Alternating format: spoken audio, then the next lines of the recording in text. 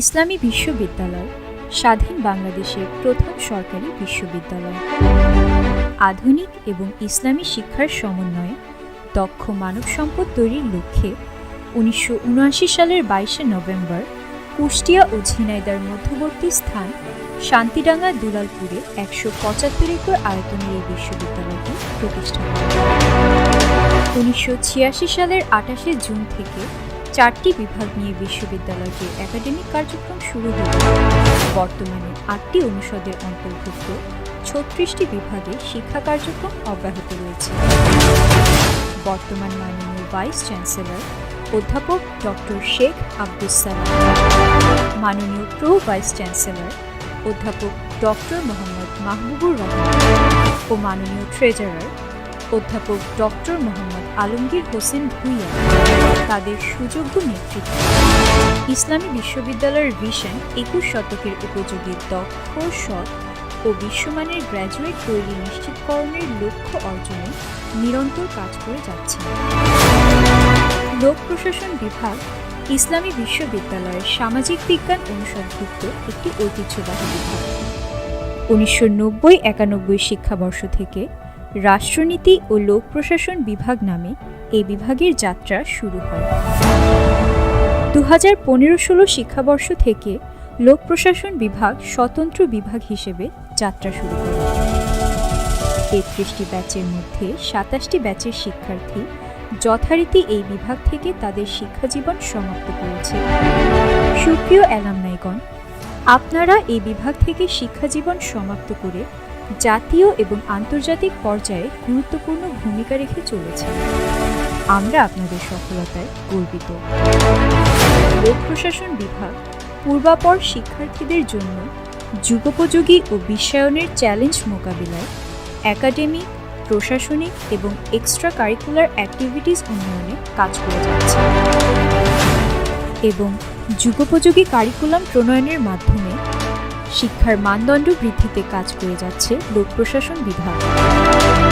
Multimedia classroom, আধুনিক seminar library, সার্বক্ষণিক দ্রুতগতিসম্পন্ন ইন্টারনেটের ব্যবস্থা, ক্রীড়া ও সাংস্কৃতিক কার্যক্রম, নিয়মিত সভা, সেমিনার এই বিভাগের শিক্ষা কার্যক্রমকে দিয়েছে এক অনন্য মাত্রা।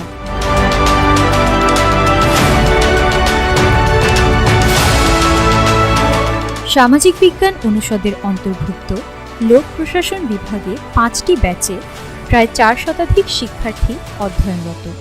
বিভাগটির অধীনে ইতোমধ্যে 1985 জন শিক্ষার্থী স্নাতক এবং 1788 জন শিক্ষার্থী স্নাতকোত্তর সম্পন্ন করেছেন। ইসলামী বিশ্ববিদ্যালয়ের ঐতিহ্যবাহী এবং গুরুত্বপূর্ণ বিভাগ হিসেবে লোক প্রশাসনকে আজকের এই অবস্থানে নিয়ে আসার পেছনে রয়েছে আমাদের সম্মানিত শিক্ষকদের মেধা, অভিজ্ঞতা এবং অক্লান্ত পরিশ্রম।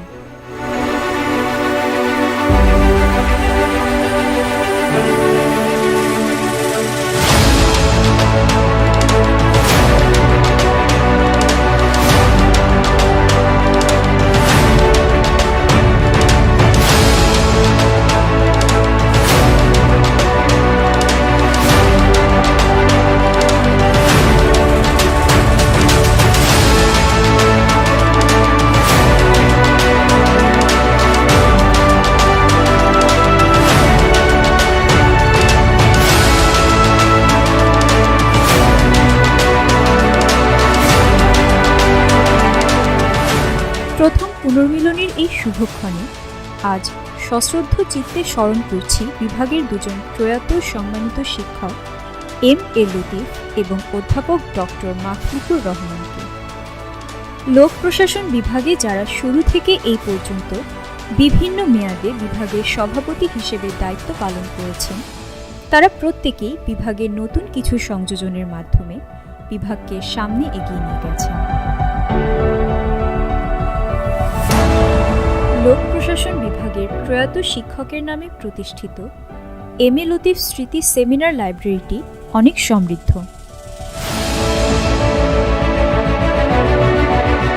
2019 সাল থেকে প্রতি বছর 3 মার্চ লোক প্রশাসন বিভাগের উদ্যোগে পালিত হয় লোক প্রশাসন দিবস।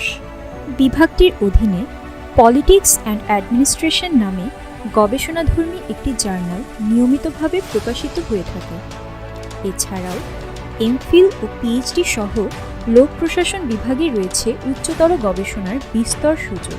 দক্ষ প্রশাসক, যোগ্য নেতৃত্ব, সংগঠক ও সময়োপযোগী মানব সম্পদ তৈরির লক্ষ্যে লোক প্রশাসন বিভাগে দেশীয় ও আন্তর্জাতিক স্বীকৃতি সম্পন্ন 12 জন শিক্ষক শিক্ষকতার পাশাপাশি সার্বক্ষণিক গবেষণাকর্মে নিয়োজিত আছেন।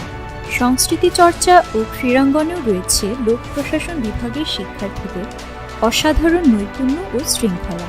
ফুটবল, ক্রিকেট, ভলিবল, বাস্কেটবল সহ বিভিন্ন প্রতিযোগিতায় তারা দেশের হয়ে সুনামের সাথে প্রতিনিধিত্ব করে যাচ্ছেন। তারুণ্য, রক্তিমা, ক্যান্সার অ্যাওয়ারনেস প্রোগ্রাম সহ বিভিন্ন অরাজনৈতিক, স্বেচ্ছাসেবী ও জনকল্যাণমূলক সংগঠনে লোক প্রশাসন বিভাগের শিক্ষার্থীদের রয়েছে স্বতঃস্ফূর্ত অংশগ্রহণ। এছাড়াও বিভাগটিতে বাঙালি সংস্কৃতির নববর্ষ, পিঠা উৎসব সহ বিভিন্ন অনুষ্ঠানের আয়োজন হয়ে থাকে। পাশাপাশি ইভটিজিং ও যৌন হয়রানি প্রতিরোধ, মাদক, সন্ত্রাস, র্যাগিং ও জঙ্গিবাদ বিরোধী প্রচার প্রচারণার মাধ্যমে শিক্ষার্থীদের মধ্যে সচেতনতা বৃদ্ধিতে কাজ করে যাচ্ছে লোক প্রশাসন বিভাগ। সেলফ অ্যাওয়ারনেস বৃদ্ধি ও মানসিক স্বাস্থ্য উন্নয়নের উদ্দেশ্যে বিভাগীয় স্টুডেন্ট কাউন্সিলরগণ সার্বক্ষণিকভাবে ছাত্রছাত্রীদের পরামর্শ প্রদান করে থাকেন। বিভাগের প্রাক্তন শিক্ষার্থীরা বাংলাদেশ সিভিল সার্ভিস সহ বিভিন্ন সরকারি এবং বেসরকারি বিশ্ববিদ্যালয়ের শিক্ষকতা, বিভিন্ন আন্তর্জাতিক প্রতিষ্ঠানে অত্যন্ত দক্ষতা, সততা ও নিষ্ঠার সাথে দায়িত্ব পালন করে যাচ্ছেন, যা সত্যিই আমাদের জন্য গর্বের ও অনুপ্রেরণার উৎস।